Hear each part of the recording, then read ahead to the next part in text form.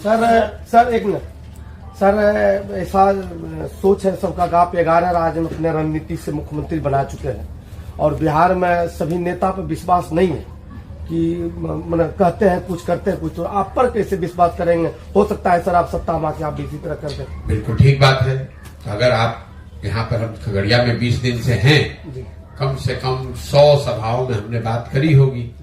किसी सभा में दिखा दीजिए जहां हमने किसी को कहा हो कि भैया हम पर भरोसा करके हमको वोट दो, हम आप आएंगे तो तुम्हारा जीवन सुधार देंगे। हम सभा की शुरुआत ही करते हैं इस बात से कि भैया मेरी बात पर तो भरोसा करना नहीं, क्योंकि जैसे पहले के लोगों ने ठगा है, हम पर भरोसा करके हमको वोट दोगे, हम भी तुमको ठग सकते हैं। तुम खुद समझो, तुम अपने बच्चों के बारे में सोचो, तुम अपने बच्चों की चिंता करो, अपने बच्चों की भलाई के लिए वोट करो। प्रशांत किशोर को जिताने के लिए, लालू जी को हराने के लिए, मोदी जी को प्रधानमंत्री बनाने के लिए, अपने जात का नेता जिताने के लिए, अपना हिंदू मुसलमान करने के लिए तो तुमने जीवन भर वोट दे दिया। पूरे अभियान में हम एक ही पंक्ति बता रहे हैं कि एक बार जीवन में अपने बच्चों के लिए वोट दे दो। देश के लिए नहीं, राज्य के लिए नहीं, जात के लिए नहीं, नेता के लिए नहीं, मोदी लालू नीतीश प्रशांत किशोर के लिए नहीं, वोट एक बार अपने बच्चों के लिए दो। क्योंकि कई लोग कहता है भैया अब तो बात कर रहे हैं कि देश के लिए वोट नहीं दे रहे, तो बहुत खराब बात है। बिल्कुल ठीक बात है, आपको कैमरे पर कह रहा हूं। जो लोग कहते हैं कि देश के लिए वोट दे रहे हैं, अगर आपका बच्चा अनपढ़ है, बेरोजगार है, तो देश कमजोर हो रहा है कि उससे मजबूत हो रहा है? अगर पूरा बिहार का बच्चा अनपढ़ और गरीब है, बेरोजगार है, तो उससे देश मजबूत हो रहा है कि देश कमजोर हो रहा है? देश में प्रति व्यक्ति आए हैं 1,35,000, बिहार में प्रति व्यक्ति आए हैं 34,000 रुपया। अगर बिहार में बच्चों की आमदनी बढ़ेगी, यहाँ रोजगार आएगा, तो उससे देश उससे मजबूत होगा। अगर पूरा बिहार का आदमी गरीब रह जाएगा तो उससे देश भी नीचे आएगा, क्योंकि पूरे देश की 10% आबादी बिहार की है।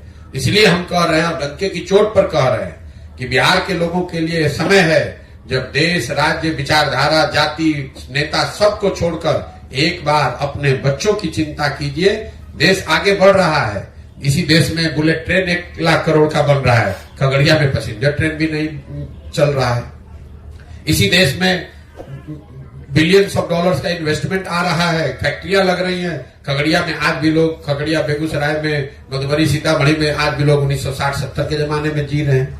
आज भी आपके हमारे बच्चों को मजदूरी करने के लिए कर्नाटक, बंगलोर, तमिलनाडु, गुजरात, महाराष्ट्र जाना पड़ रहा है। तो देश की तरक्की होगी, वो ठीक है, हो रही है, नहीं हो रही वो अलग विवाद है, लेकिन इस बात पर कोई विवाद नहीं है कि बिहार में कोई तरक्की नहीं हो रही है और देश की तरक्की से बिहार और बिहार के लोगों का कोई फायदा नहीं है। चाहे वहां देश में कांग्रेस की सरकार रहे कि मोदी जी की सरकार रहे, बिहार के बच्चों के लिए पढ़ाई, रोजगार न पहले था न अब है। इसलिए आपको, हमको पहले अपने बच्चों की चिंता करनी है। जो व्यक्ति अपने बच्चों की चिंता नहीं कर सकता है, वो समाज, राज्य, देश की चिंता क्या करेगा? सर, जन स्वराज का जिला संगठन आप कर रहे हैं, कब से कर रहे हैं? आप कब, माने कैसे? नहीं, जो मैंने आपको बताया, पदयात्रा के दौरान जो लोग मिलते हैं, जो इस विचारधारा को सुनकर, समझकर तय करते हैं कि भैया अब हम लोग को जन स्वराज से जुड़ना है, एक नया दल बनाने में कंधा लगाना है, ऐसे हजारों लोगों को एक साथ इकट्ठा करके पदयात्रा जब हम खत्म करेंगे तो वो संगठन बनाकर पब्लिकली जारी करेंगे। आप भी देख पाइएगा, जिले के स्तर पर 250 लोग, अनुमंडल के स्तर पर 50, प्रखंड के स्तर पर 200 और पंचायत के स्तर पर 50 लोगों की पहली कार्यवाहक समिति जारी की जाएगी।